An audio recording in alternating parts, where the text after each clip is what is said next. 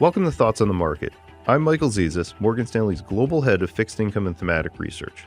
Along with my colleagues bringing you a variety of perspectives, today I'll be talking about current geopolitical tensions and their impact on markets.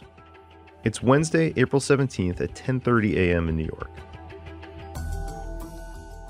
Continued tensions in the Middle East kept geopolitics in focus with clients this week, but markets seem to be shrugging off the recent escalation in the conflict, with relative stability in oil prices and equities. This implies some faith in the idea that the involved parties benefit from no further escalation and will design responses to one another that won't lead to a broader conflict with bigger consequences. But obviously, this tricky dynamic bears watching, which we'll be doing. In the meantime, there's a key market theme that's underscored by these tensions, and that's the idea of security as a secular market theme.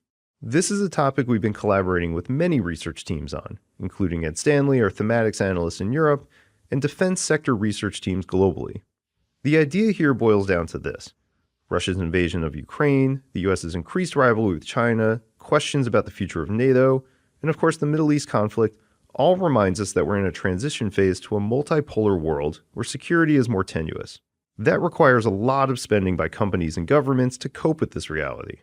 In fact, we estimate that supply chains, food and health systems, IT, and more will require about $1.5 trillion of investment across the US and EU to protect against rising geopolitical risks. This means a lot more demand for global tech and industrials. And of course, it means more demand for the defense sector. Regardless of whether US military aid plans continue to stall, there's news of increased spending in China, Canada, and Europe. Our head defense analyst in Europe, Ross Law, and our head European economist, Jens Eisenschmidt, have looked at this in recent weeks. They argue there's scope for tens of billions of euros in extra spend annually in Europe, with a greater geopolitical shock putting that number into the hundreds of billions. It's a key reason our equity research colleagues favor the US and EU defense sectors. Bottom line, geopolitical events continue to reflect the transition to a multipolar world.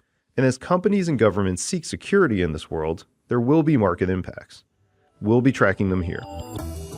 Thanks for listening. Subscribe to Thoughts on the Market on Apple Podcasts or wherever you listen, and leave us a review. We'd love to hear from you.